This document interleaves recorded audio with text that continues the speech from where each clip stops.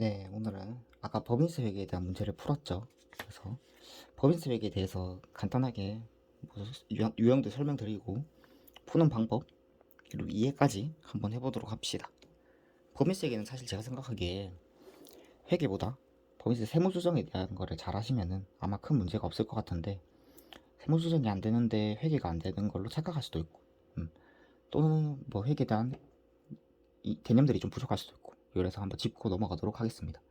제가 생각하기에 우리 2차 시험의 중요도가 좀 높은 주제 중에 하나라고 생각합니다. 수익, 부가금융상품, 법인세 얘기 이렇게. 이유는 안 나온 지가 제법 됐습니다. 15년도에 나오고 안 나왔을 거고, 그리고 문제 냈을 때 지금 수험생이 많은 상태에서 좀 어려운 문제를 내야 될 텐데, 출제됐을 때 좀 난이도가, 체감 난이도가 높다고 생각을 하시고 정확하게 풀어낼 수 있는 사람이 많지는 않은 걸로 생각이 됩니다. 그리고 30분짜리 문제를 구성하기가 좀 수월합니다. 여러 가지를 물어보면서 난이도 있게 30분짜리를 구성하기 쉽고, 그리고 세무사가 세법을 잘 알아야 되기 때문에 세무조정에 대한 것도 물어보면서 회계도 물어볼 수 있는 좀 적합한 문제지 않을까 생각이 됩니다. 일단 문제 유형 첫 번째는 줄글 쭉 쳐지고 니 알아서 법인세 비용 구해봐라, 이런 문제가 나오죠. 그런 거 어떻게 푸냐면 보통 표로 많이 푸실 거예요. 근데 그 표가 뭔지를 좀 이해하고 마구를 그려 나가시는 게 좋다고 생각합니다. 첫 번째, 뭐 법인세 차감전 순이익에서 여기 뭐 적잖아요. 적는 게 뭐냐 이러면 그 세무조정이거든요. 접대비 한도초가 입금산입, 기타사 유출, 유보는 없으니까 뒤에 안 넘어가고, 나머지 뭐 유보하면은 감가상각 누계 한도초가 유보하면은 차기 이후에 줄어들 차감할 일시적 차이죠. 그 을표에 적는 거고, 여기가 을표, 여기가 세무조정이라고 생각하시면 됩니다. 그렇게 해서 쭉 나온 게 과세 표준이라고 생각을 하면 되고요. 그리고 거기에 세율 곱한 게 산출세액이죠. 산출세액에서 세액공제가 빠지면, 자, 이월된 세액공제라고 생각하면은 이연 법인세 자산이 차감된다 생각하시고, 단기 뭐 세액공제가 발생했다라고 하면은 단기 법인세 부채가 차감된다라고 생각하시면 됩니다. 그리고 단기에 세액공제가 생겼는데 이월됐다라고 하면은 그건 이연 법인세 자산으로 계산을 하시면 됩니다. 그렇게 이해를 하시고 마지막에 결정세액이 나오지 않습니까? 결정세액이 뭐냐라고 하면은 법인세 얘기할 때 대변에 기재하는 금액이라고 생각하시면 됩니다. 뭐겠죠? 그 대변에 기재하는 게 납부세액이랑 기납부세액 합친 금액, 납부할세액이랑 기납부세액이랑 합친 금액, 그러니까 총 부담세액이죠. 그게 대변에 가실 거고, 그럼 어떻게 생각하느냐라고 하면 이연법인세 자산은 입금 산입된 그리고 되었던 유보금액, 여기는 유보금액 플러스 2월 되는 세액공제이라고 생각하시면 되고, 이연법인세 부채는 송금 산입된 그리고 되었던 유보금액이라고 생각하시면 됩니다. 자, 유형 두 번째는 아까 문제 나왔던 유형이죠. 1표에 1표를 줍니다. 그냥 그게 이연법인세 자산 부채죠. 그리고 결정세액도 줍니다. 자료에서 법인세 부담액이 얼마다 라고, 그게 대변에 나올 금액입니다. 그럼 이 문제는 어떻게 푸냐라고 하면은, 자, 첫 번째, 이연법인세 자산부채가 1표에 나와 있으니까 그 변동분을 여기 적어줍니다. 자산부채 변동을 적어주고, 두 번째가 법인세 부담액이 아까 대변에 올 금액이라 했죠. 이거 대변에 그냥 적어주면 됩니다. 단기 법인세 부채, 단기 법인세 자산의 차감, 이런 식으로 적든지. 그리고 세 번째는 자본항목이나 기타 포괄손익에 직접 가감되는 항목을 정리해주면 됩니다. 이득을 가감한다면 차변에 적고, 손실을 가감한다면 대변에 적겠죠. 그런 식으로 정리해주고, 마지막으로 차대가 맞아야 되니까 법인세 비용을 구해주는 겁니다. 그런 식으로 문제 푸시면 될 것 같고, 법인세에게 보통 기본 유형은 잘 푸시는데 어려운 문제가 나오면 많이 헷갈려 합니다. 자, 그런 경우 어떻게 푸냐 이렇게 하면 뭐 전환사채라고 생각을 해봅시다. 그럼 뭐 문제가 뭐 가정치인데 이렇게 주어져 있을 겁니다. 그러면 첫 번째, 회계상 분계 한번 해보고 세법상 분계 해봐서 세무 조정을 해봐요. 이렇게. 자, 회계상 만약에 현금 5만원 받고 부채 45,000원의 공정가치 금액을 계산하고 나머지는 전환권 대가라는 자본 항목으로 계산했다. 그리고 기말에 이자 5,500원만큼 인식하고 유의시할법에 따라서 인식하고 대변에 현금 나가고 나머지는 부채를 올려주는 금액으로 계산을 했다.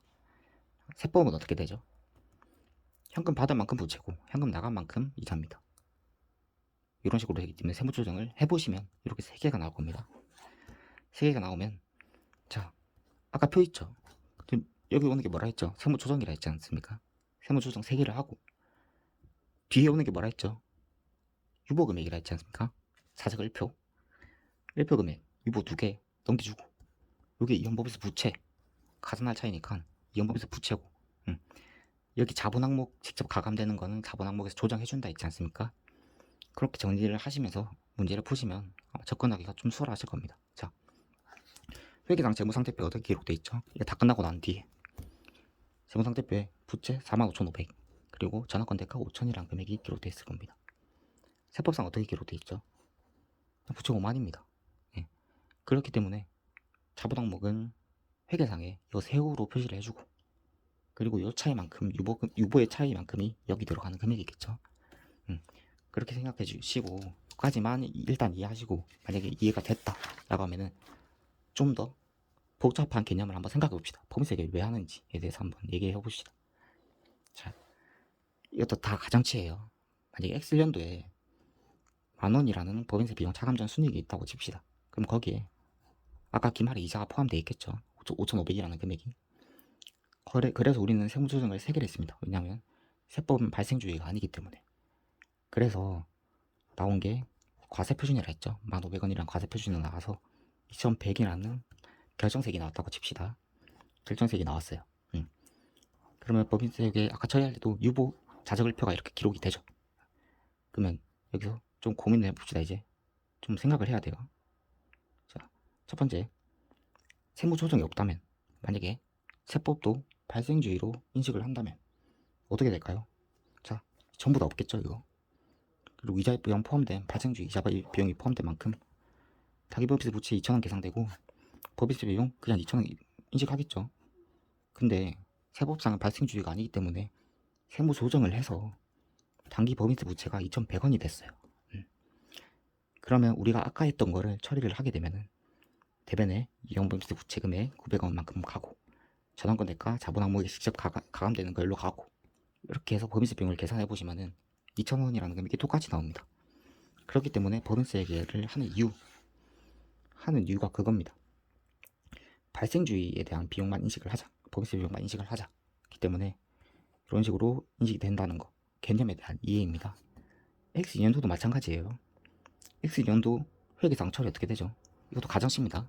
만약에 이자 비용은 5,400원 유효자료로 따라 인식을 하고 현금 5,000원 나가고 부채 4,400원만큼 늘렸다 라고 하면은 세법상은 그 인정 안 하니까 현금 나간 만큼만 이자 비용 계산하겠죠. 그럼 세부조정이 들어가는 게 입금사비 유보가 올 겁니다. 자, 아까랑 똑같이 생각해 볼게요. X2년도에 만약에 이자 포함된 금액이 법인세 비용 차감전 순이익이죠. 10,000원이라는 금액이 지금 세법상 발생주의 인정 안 하기 때문에 400원이라는 유보가 들어갔죠. 그래서 과세표준이 1,400원이라는 금액이 나왔고 그래서 2,080원만큼 결정세액이 나왔습니다. 아무것도 없다고 생각하면은 회계상 인식할 법인세 비용은 발생주에 따라서 2,000원만큼만 인식을 하겠죠. 근데 세무조정을 통해서 단기 법인세 부채가 이렇게 늘었습니다. 80원만큼. 그 능거를 이연법인세 부채가 차감되는 80원을 유보가 차감되는 80원을 고려해줘서 법인세 비용을 발생주에 따라서 맞춰서 표시하는 게 법인세계의 일반 원리고 이런 것들도 깊게 생각을 하시면서 문제를 푸시면 도움이 많이 될 거라고 생각이 합니다. 법인세 비용은 만약에 잘 안된다 싶으면 세무조정을 좀 연습을 다시 해보시고 그 다음에 여기가 세무조정이라는 거 여기가 1표라는 거 생각해 보시면은 문제가 좀 수월하게 풀릴 거라 생각됩니다. 어려운 개념이 나와도 마찬가지예요. 재평가 잉여금이 나오든지 아니면 뭐 재평가 잉여금이 토지 처분해서 없어진다든지 그런 경우에도 세무조정을 다 해보면서 원리가 어떻게 들어가는지를 생각해 보시면은 문제 푸시는데 많이 도움이 될 겁니다. 네. 이렇게 마치고요. 아유, 피곤하네요. 네. 다음에는 또 좋은 문제 들고 설명하도록 하겠습니다. 감사합니다.